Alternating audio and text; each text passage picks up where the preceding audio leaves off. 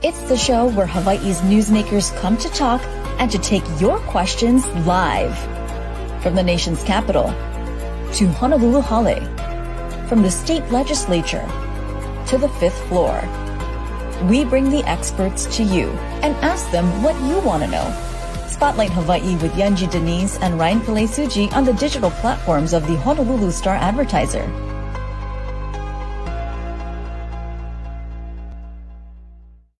This episode of Spotlight Hawaii is brought to you by Long's Drugs. Well, aloha and thanks for starting off your week with us. I'm Ryan Pillay-Suji, joined by Yanji Denise, and this is Spotlight Hawaii on the digital platforms of the Honolulu Star-Advertiser. This morning, we catch up with Hawaii's newest member of the congressional delegation. That's right. She is a familiar face, of course, to us all, having been a state lawmaker and then joining us many times as a candidate for Congress. She is joining us now as a congressional representative for Hawaii's 2nd District. Welcome, Jill Tokuda. Thank you for being here this morning. Good morning. Thanks for having me. So we want to just get a sense of how it's going for you. We'll get into some of the policy issues in a moment. But first off, how are you getting settled and how are you handling the commute? Well, it's definitely been a whirlwind.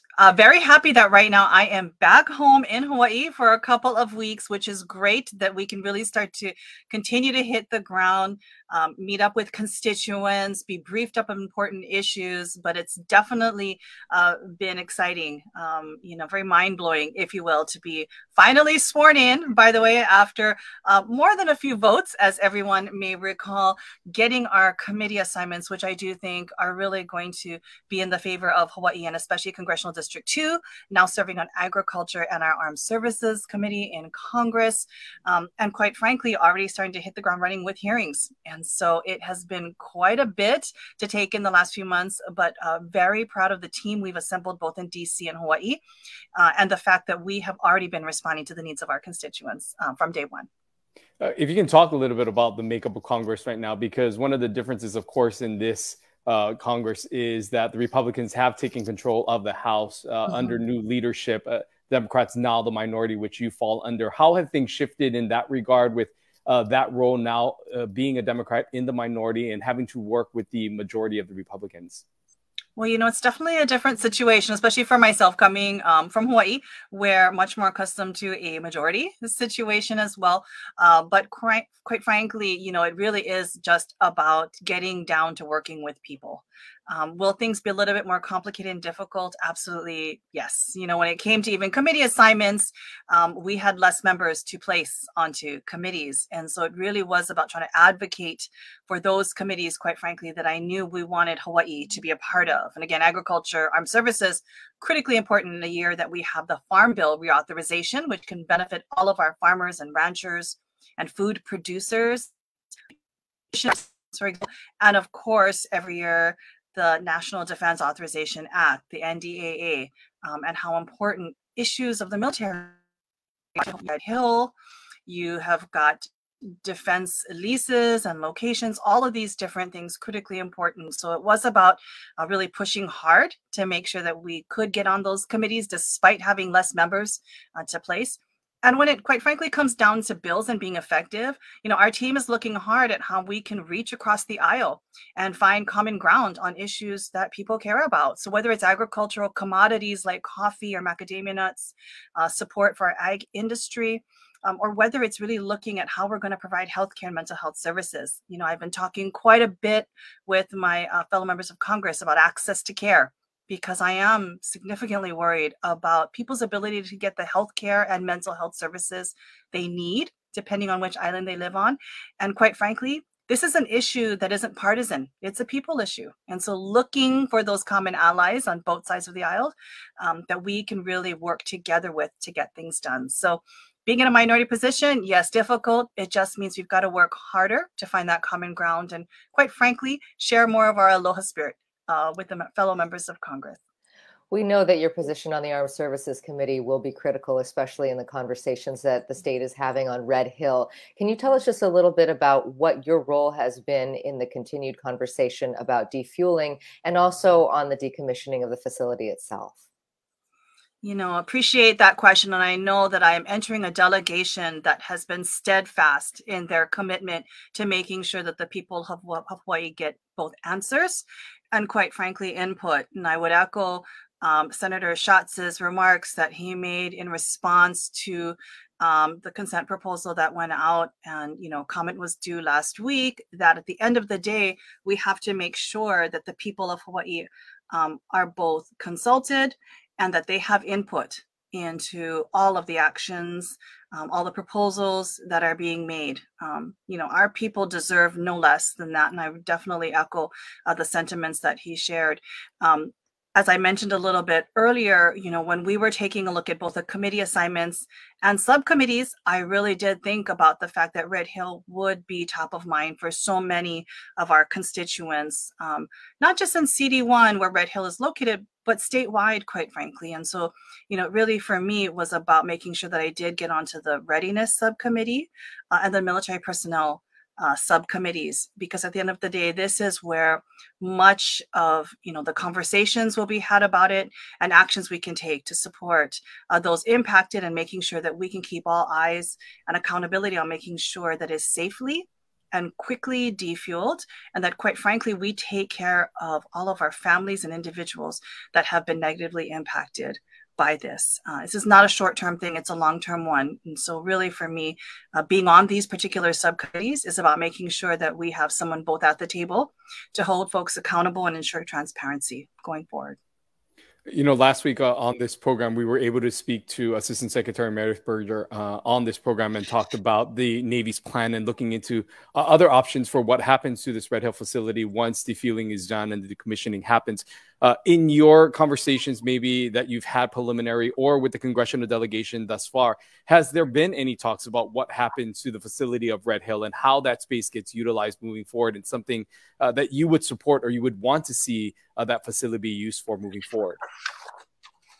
I can say that I have not spoken with the other members of the delegation in terms of what happens after. The discussions have been really about the present, making sure that we are safely and quickly defueling and closing down Red Hill, and quite frankly, also making sure that we take care of the individuals that have been impacted. We have lingering and ongoing health concerns that people are experiencing. And so making sure people are taken care of, that has been paramount. I can tell you that I do know that Secretary Berger will be coming in front of the House Readiness Subcommittee when I do return to Washington at the end of the month. And so she will be appearing before our subcommittee, and I will have questions for her during that time to make sure at the end of the day we're getting the information and input that we need, and that at the end of the day Hawaii has to be a part of those conversations about what happens next. I think that is most important, something that I think every member of the delegation would agree upon, that we have to make sure happens. We had Ernie Lau on just a few days after the secretary, and it was interesting because one of the things he shared with us that he found troubling was that back in the fall, the Navy had agreed to allow the Board of Water Supply to do testing, to take water samples of the Navy side, because there is, of course, the Navy side and the city and county side of this issue, to take water samples from the Navy side and have Board of Water Supply process them, because the Navy had also asked to be able to take samples from the city and county side. Well, the city and county has been open about giving that access, but the Navy recently changed its mind and decided not to let Board of Water Supply do that kind of testing. And this just speaks to this sort of mistrust that I think is in our community when it comes to that entity. When you hear something like that, what's your reaction, and how do you think that we get to transparency, and so that we get to full confidence from our community that the Navy really has our best interest at heart? Right. Well, it's absolutely concerning when you hear things like that. What we have here in Red Hill is a catastrophic loss of trust between the Navy, our military community, and the people of Hawaii. Rebuilding that trust is not going to happen overnight. Rebuilding that trust isn't simply putting in a proposal of how you're going to take care of things or even a timeline. Winning back trust, earning back trust is an ongoing thing, and it starts with you know, a giving of both sides, quite frankly. And if the Board of Water Supply and the city and county has been willing to make concessions, like being able to take samples from their side, we should respect nothing less than that from the Navy side as well. And so, you know, definitely as I start to engage in these conversations directly with these individuals, these kinds of questions will come up about how are we going to, in good faith, restore and repair this trust. And it does mean that we've got to be willing to share. The people of Hawaii, again, deserve no less than transparency and input opportunities. And they've also got to understand that based on what has happened, again, this catastrophic loss of trust, this disaster that should never have happened, the Navy is going to have to give even a little more, quite frankly, to really show that they in good faith are trying to earn back the trust and respect of the people. All of this, of course, as we talk about some of these efforts that are being made right now and ongoing into the future, with Ernie Lau talking about finding new sources of water, digging of new wells, all of this will come at a price tag. Is this something that you would be confident in pushing for, in seeing that the Navy and the military help to offset some of the costs and the burden of the long-term impacts of Red Hill moving forward, and so that Hawaii residents and you know, those who fall under the Board of Water Supply aren't hit with this price tag of having to accommodate some of these things because of the effects of Red Hill? You know, I can tell you, just as, you know, as a resident like all of us that get our water bills every month, that get the notices to consider conservation, all of these different things, people are scared and worried. I think at the end of the day, all of us who are sitting at tables to either ask questions or make decisions have to understand that it really comes down to helping our families and our people feel safe and secure. What Red Hill has done is kind of pulled the rug out from under people. We've always prided ourselves that we have fresh resources of water. And this has really kind of taken that away from so many people, from all of us, quite frankly. And so, you know, having continued discussions, all of us at the table, about how we're going to not just get through this crisis. Again, that is first and foremost the most important thing. Safely defueling, quickly making sure we take care of the health needs of those that have been impacted, decommissioning this. That is first and foremost most important. But especially then we've got to look beyond as well. You know, how are we really going to make sure that the water that we need to live is there? And I think it's going to require everyone to be at that table and really understanding what role they will play to ensure that. And given everything that happens, I think we all have to be sitting there, not just the Board of Water Supply, not just our state and local government, but quite frankly, the federal government as well. And so I look forward to engaging in those conversations. As I said, first and foremost, let's get this safely defueled. Let's take care of our people. Let's get it decommissioned. But this is, and we knew it from the very beginning, will be a long-term effort and engagement that we have to make sure we both rebuild trust and take care of our people, that people feel confident that they will have that water that they need to survive and raise their families on. One of the big issues we know, of course, in Hawaii is affordable housing. We've got a question about that and tying into the military. And I'm not sure that this falls under your purview, but I am curious. We'll ask it anyway. This is from Heidi. Can you ask Congressperson Tokuda her thoughts on the military's housing allowance on affordable housing for Hawaii residents? And another viewer adding to that, wait, here we go. That person had two comments, so I want to make sure I get the right one. People, investors would rather rent to the military because they get a nice housing allowance, which squeezes the locals, forcing more and more housing instability. We've heard that complaint for years. Yes. In your role on the Armed Services Committee, is that part of the conversation? Does that fall into your, you know, can you influence that conversation in any way? And what are your thoughts for our viewers today? These are great questions, and I can tell you, serving 12 years in the Hawaii State Senate, representing Kaneohe and Kailua, which includes the Marine Corps base, this had come up multiple times in terms of concerns for residents looking for affordable rentals, and at times finding themselves unable to find anything with the very limited inventory available, competition with those that are not able to get base housing for whatever reason and living in the community. I think this is about balance. The military personnel subcommittee that I do serve on would be a venue for us to talk about how we're going to seek out solutions quite frankly, to find balance, to make sure that we are taking care of military servicemen and women and their families that do come here in defense of our country and in support of our local communities, quite frankly, but also that we are not pushing people out of housing and homes. There has to be a balance. I know in other states and jurisdictions, they've been looking for ways to open up even affordable housing options on basis for civilians, as well plans for housing and affordable housing. And I think we've got to be creative in looking at those measures as well. How are we also making sure that the inventory of military housing available so that it is not a competition in our local neighborhoods for affordable units. It is a tough subject. It has been around literally for decades, but I do feel that my position on military personnel will help me to dig a little deeper, really take a look at what strategies and solutions we can employ, and then start those serious discussions about how we get to that quickly, because housing is an urgent need for everyone, and we're at a crisis point in our state. Another committee that you had mentioned that you were assigned to is agriculture, and wanted to get your thoughts. Of course, this is something that you've been familiar with. You've done work in the Senate in the past on the agriculture committee. You have ties to many of the local farmers here. Being on that committee now on this platform and in this degree and capacity, what would be your priorities heading into your first few years of Congress, specifically with regards to agriculture in Hawaii? Thank you for that question. And, yes, definitely. It's been exciting to reconnect, with a lot of the farmers and ranchers and producers that I spent so much time with in the state Senate when I was agriculture chair. Definitely learned so much from all of them. Continue to learn about how we're going to really work together to put food on the table and help them survive, quite frankly, as a business here in Hawaii with things being so tough. Priorities for me as we take a look at the Farm Bill, again, reauthorization every 5 years. So this is a golden opportunity to come into this committee right here when we are doing reauthorization.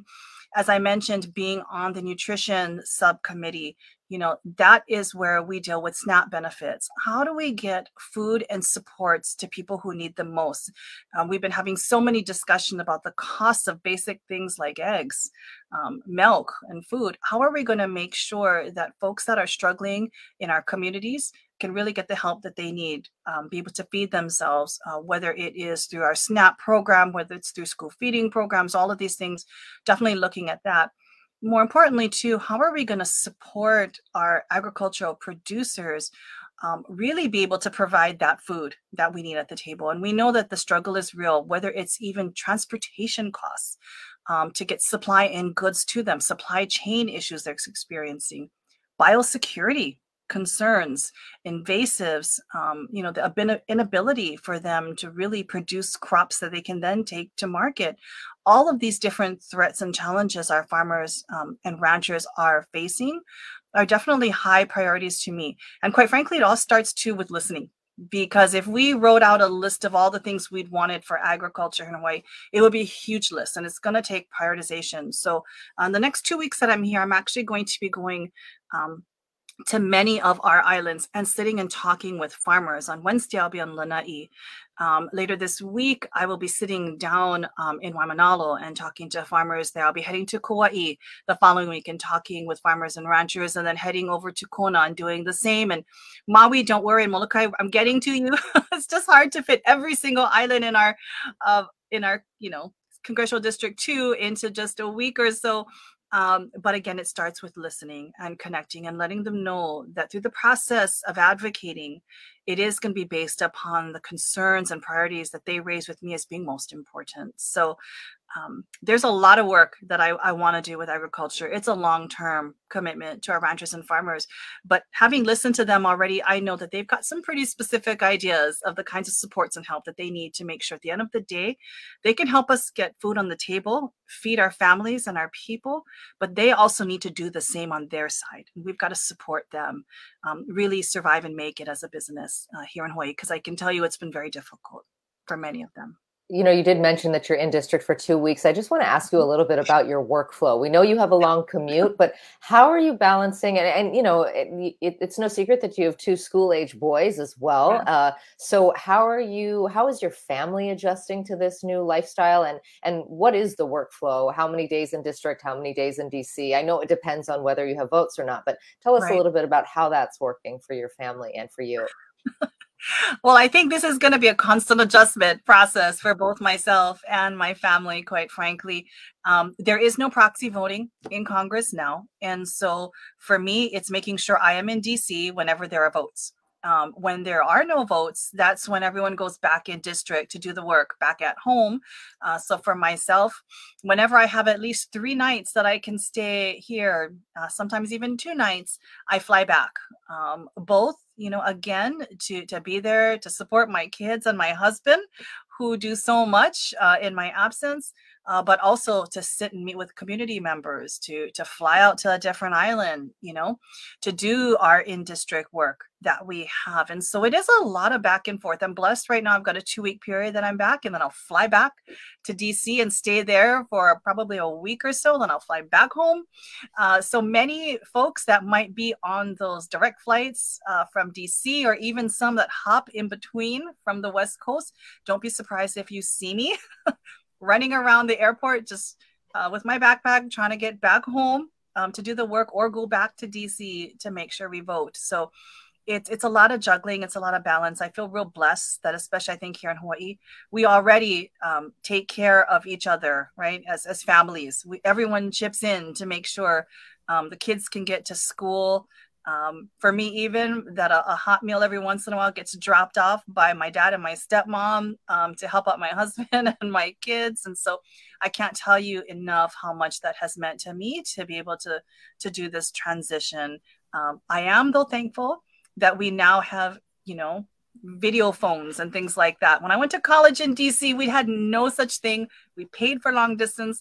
The fact that I can say goodnight to my kids and my husband every single night and see them on my phone is a real blessing. And I think it's been so helpful for me adjust. Yeah, technology has certainly helped with that and has advanced and allowing us to have this conversation this morning as well. Exactly. You know, want to ask you some of the things that have made headlines recently. 3 local senators have spoken out against the leadership at the University of Hawaii, asking for the resignation of President David Lassner there of the University of Hawaii system. Wanted to get your thoughts on what you think about this. We know that the congressional delegation released statements yesterday about this as well, but your overall thoughts about the pushback that President Lassner is getting from these local lawmakers.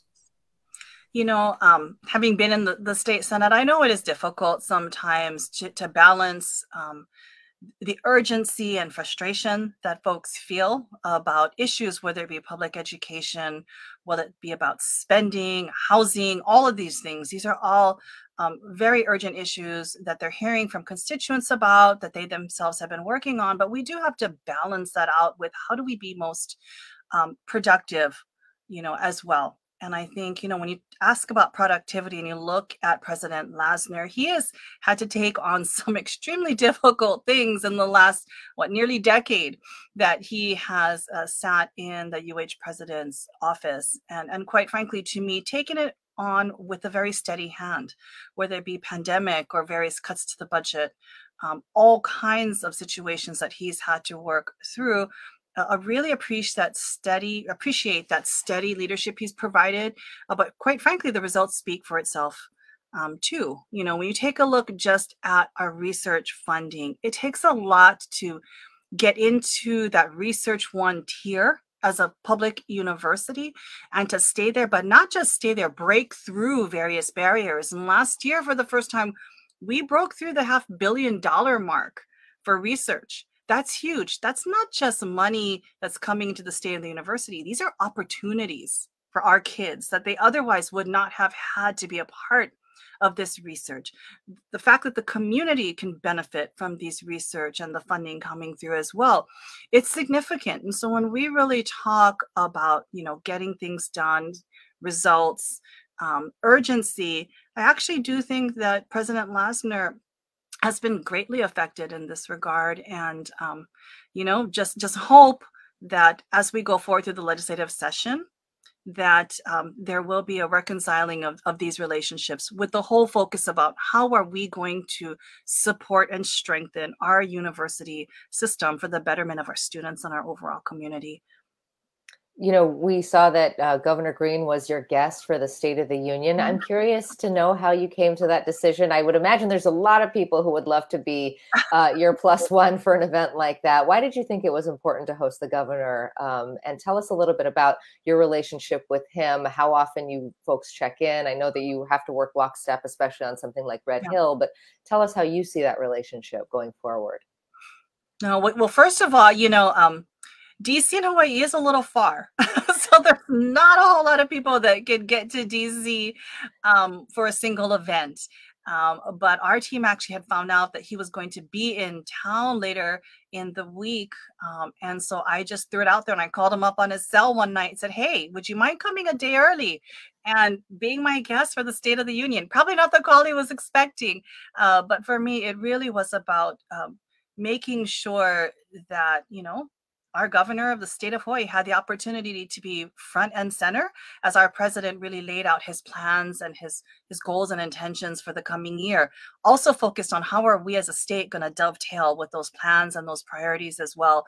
You know, Josh and I have had our own histories, I will tell you that.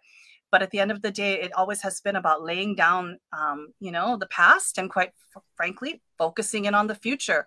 How are we in our respective roles right now gonna really work together to really do good for our community and our constituents? And that's really what it's all about. And, you know, Josh and I have actually, or I should call him governor. I apologize. I'm being extremely disrespectful, but I've known him for so long. But Governor Green and I have worked in the past on things like access to healthcare for rural communities, making sure we could get doctors into our rural communities, keep them there, attract them there. And so really, again, as I in Congress look at how can we increase access for all of our people, especially in our rural underserved communities, whether it's healthcare, education, mental health services, housing. These all track with what Governor Green has prioritized as well. And I just thought it was so important to have him there, as we heard also from our president, who shares many of these concerns, and really commit to working together on behalf of our people. So it was great to have him there. We have committed to meet at least quarterly when I'm back home, if not more frequently, texting and calling in between. I think it's important we keep communication going between all of us, again, for the betterment of those that we represent and serve. You know, we are almost out of time, but I wanted to allow you just one final thought as we close out this morning, as you head back to DC in a week or so. You know, when people from Hawaii often who follow what's happening in Congress, they see a lot of division, a lot of disagreements. Oftentimes the headlines that come through are those really partisan issues that, you know, have really divided this country. As a member of Congress now, what is your message to the people of Hawaii about how you plan to navigate through that and how you want to serve these next few years in this capacity? You know, I would say it really is about sharing with my colleagues and everyone I'm working with that there is such strength to aloha. You know, aloha sometimes is a word that's just thrown around, that's used, but really it's the way that we treat each other. It's the way that we lead. It's the way that we act. It's the way that we look out for one another. And so for myself, it has been about, you know, even in these first few months of being in Congress, starting up these new relationships with people on both sides of the aisle, really conveying to them that at the end of the day, it's about us caring for each other, treating each other with respect and aloha, and getting things done for the people that we represent and that have entrusted us with the ability to serve. And so whether it's mac nuts or a hug or just a great conversation, I'm doing my part to share that with the rest of our country. And I can tell you, I have high hopes it will be effective as we work our way through Congress.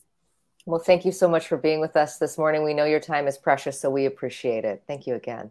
Thank you so much. Take care. Always great to catch up with her, and interesting to note there that she will be in the district for about another week and a half, and she will be going to various parts of CD2. You know, she's got to get on a plane whenever she needs to visit most of this district. And so she said she is going to be heading to Lanai, I believe, also Hawaii Island, and I can't remember if she said she's going to. Okay. Yeah. Meeting with farmers and ranchers and different ag producers because she is on the agricultural committee. The farm bill is up for renewal. It comes up every 5 years, and of course, she will be meeting with the folks who produce food locally here at home to figure out how the Congress can better support their efforts. Also, you know, a lot of people forget that the farm bill really is also a nutritional bill, and that it does help to support all of those supplemental programs like SNAP benefits and free school lunches and various programs to help underprivileged communities have access to food. And so she said that that is a big priority for her as well. And Ryan, we heard a lot about her potential and her hopes for her work on the Armed Services Committee. Yeah, especially when it relates to Red Hill and the conversations moving forward about what to do. You can heard from her repeatedly say that this is a conversation that everyone needs to be involved in, that she really implored that the Navy will have to earn that trust back because of some of the instances that have happened, of course, because of Red Hill, but being able to be here in Hawaii and develop those relationships moving forward, being able to provide just transparency overall, and saying that she will actually be meeting with some of the members of the delegation to further discuss this, as well as just to really take care of the immediate goal right now, which is that defueling and making sure that it is done in a safe manner. Hadn't really laid out any specifics with regards to what becomes of Red Hill moving forward. We have really yet to get any public official to really share their ideas on that, as everyone remains focused on the defueling process at this point in time. But Shim's, saying that this is, of course, top of mind for her and her office, knowing how important it is to Hawaii. We also got to hear from her support for UH President David Lassner, despite some pushback that we heard over the weekend. Yeah, very interesting article, if you missed it, in the Honolulu Star-Advertiser yesterday about 3 top Senate officials who say that it is time for David Lassner to move on and for some new blood at the University of Hawaii. The entire congressional delegation releasing statements yesterday pushing back on that, saying that Lassner has done an excellent job in the face of a lot of turmoil, of course, being the president of a university during COVID-19, losing Aloha Stadium as a place where UH can play football. And so really saying that he has done a lot to bring up the university. And you heard much more of that again from her today. Yeah, it will be interesting to see how that develops. We hope to speak to President Lassner here soon to get his thoughts on some of these disagreements moving into the legislature during a critical time, knowing that he has to work with some of these senators. But no doubt the support from the congressional delegation being reinforced this morning by the words of Congressman Tokuda. So we always enjoy hearing from her. We look forward to more updates in the future. On Wednesday, we're going to be switching gears, focusing locally here on the Chinatown district in Honolulu. That's right. Mayor Blangiardi, like many mayors before him, has said that this is a priority for him, that he really wants to revitalize the neighborhood and eradicate crime and a lot of the other issues that we've seen, extreme homelessness, a lot of folks who are mentally ill, who are living on the streets of Chinatown, and the impact that has on the people who work and live there. We're going to speak with Councilmember Tyler Dos Santos Tam. He, of course, just won that election and is new to represent that district. And also Chulan Schubert Kwok, who is on the neighborhood board there, a longtime community advocate and businesswoman in Chinatown, get her thoughts on some of the mayor's plans and what can be done to help that community. So we look forward to that conversation, and we hope to see all of you right back here on Wednesday at 10:30. We'll see you then. Aloha. This episode of Spotlight Hawaii is brought to you by Long's Drugs.